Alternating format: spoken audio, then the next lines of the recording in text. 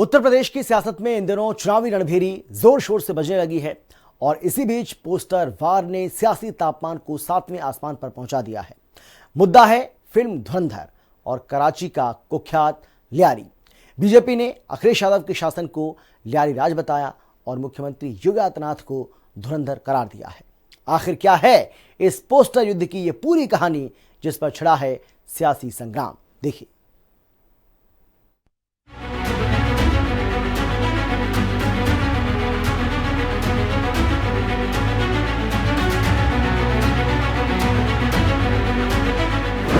UP में poster वार से मचा सियासी बवंडर। अखिलेश का लियारी राज, योगी है धुरंधर। अखिलेश का लियारी राज, योगी धुरंधर। बाबा बुलडोजर के आगे माफिया सरेंडर। लखनऊ की सड़कों पर रातों रात उभरे ये पोस्टर सामान्य नहीं है।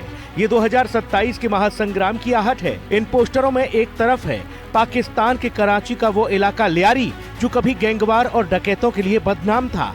बीजेपी ने सपा के 2012 से 17 के शासन की तुलना इसी लियारी राज से की है।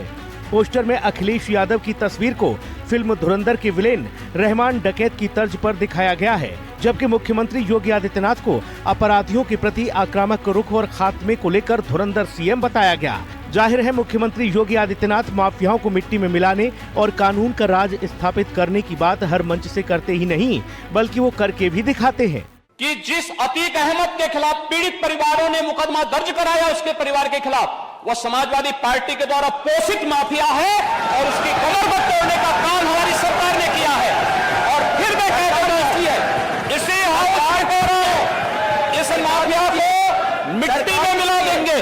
सरकार किसकी है?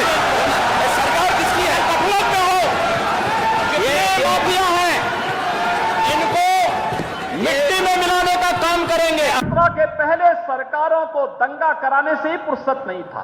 सहारनपुर तो क्या उत्तर प्रदेश में भी कहीं कर्फ्यू नहीं लगता। अब तो कावड़ यात्रा निकलती है, कावड़ यात्रा। आज यूपी नो कर्फ्यू नो दंगा। यूपी में सब और चंगा।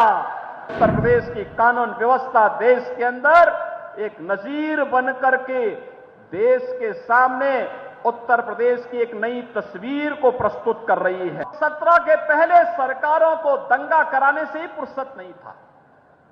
याद करिए कैसे यहां पर गुरुद्वारे से जुड़े हुए एक मामले में कैसे दंगा करवाया गया था, कैसे सिख भाइयों के ऊपर हमला करवाया गया था, कैसे कर्फ्यू लगा था। और भाइयों बहनों, आज सहारनपुर तो क्या उत्तर प्रदेश में भी कहीं कर्फ्यू नहीं लगता। माफिया अपराधी हो गए अतीत। सुरक्षा खुशहाली रोजगार का अब बना है प्रतीक। बीजेपी का सीधा सवाल है, जनता को क्या चाहिए? दंगे वाला लियारी राज या कानून का राज चलाने वाला धुरंधर सीएम? पोस्टर में एक तरफ सीएम योगी को कन्याओं के पैर धोते हुए सौम्य और रक्षक छवि में दिखाया गया, तो वहीं दूसरी तरफ सपा शासन के दंगों और माफिया तंत्र की याद दिलाई गई। इस हमले से बिलबिलाई समाजवादी पार्टी ने भी पलटवार में देर नहीं की। सपा ने इसे बीजेपी की हताशा बताया। अखिलेश यादव ने तंज कसते हुए कहा कि जब फिल्म के निर्माता ही खुद इसे काल्पनिक बता रहे हैं तो बीजेपी इसे सच मानकर पोस्टर क्यों लगा रही है?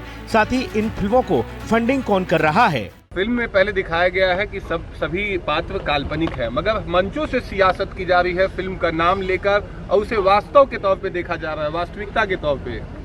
तो अब तो बीजेपी भी कह रही है कि अच्छे लोगों से इंस्पायर करिए, तो बीजेपी के लोगों के पे तो फिल्म नहीं बनेगी। आखिर पैसा कौन दे रहा है इन फिल्मों को बनाने के लिए? क्वेश्चन पेपर पे क्या पूछा जा रहा है?